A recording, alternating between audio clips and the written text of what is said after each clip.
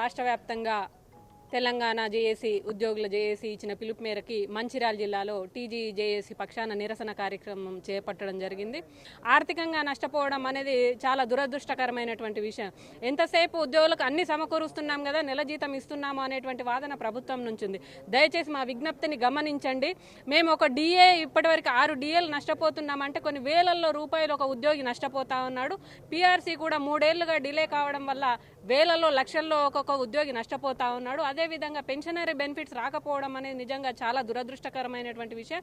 అందరి ఇళ్లలో కూడా ఎవరో ఒక కుటుంబ సభ్యుడు వారు రిటైర్మెంట్ తీసుకొని ఉంటారు. వాళ్ళ కుటుంబ పరిస్థితి, వృద్ధాప్యంలో ఉన్నటువంటి వాళ్ళ మానసిక స్థితి ఏ విధంగా ఉంటుందో ప్రభుత్వం గమనించి వాళ్ళకి వెంటనే సాంత్వన చేకూర్చే విధంగా మొత్తం బకాయిలను ఏక మొత్తంలో విడుదల చేయాలనేటువంటిది కూడా మా డిమాండ్ ఉంది.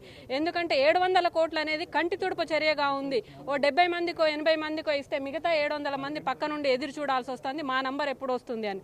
దీన్ని అవకాశంగా తీసుకొని కొన్ని కోర్టులో కేసులు కూడా వేయడం జరుగుతుంది.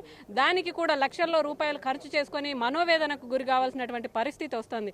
అంటే ఒక ఉద్యోగి ఏ విధంగా నిలదొక్కుకోవాలి సమాజంలో, ప్రభుత్వం ఇవాళ చేస్తున్న అన్ని సంక్షేమ ఫలితాలని కూడా మేము తీసుకెళ్లి ప్రజలకు అందించినప్పుడు, వాళ్ళందరూ హ్యాపీగా ఉన్నప్పుడు దాన్ని నిర్వర్తించే ఉద్యోగి హ్యాపీగా లేకపోతే ప్రభుత్వానికి మాత్రం చెడ్డ పేరు రాదా అని చెప్పేసి మేము క్వశ్చన్ చేస్తా ఉన్నాం. దయచేసి ఉద్యోగుల మనోభావాల్ని గౌరవించి వాళ్ళకి రావాల్సినటువంటి ఆర్థికమైనటువంటి బెనిఫిట్స్ ఏవైతే ఉన్నాయో వాటిని వెంటనే విడుదల చేయాలని కోరుకుంటా ఉన్నా.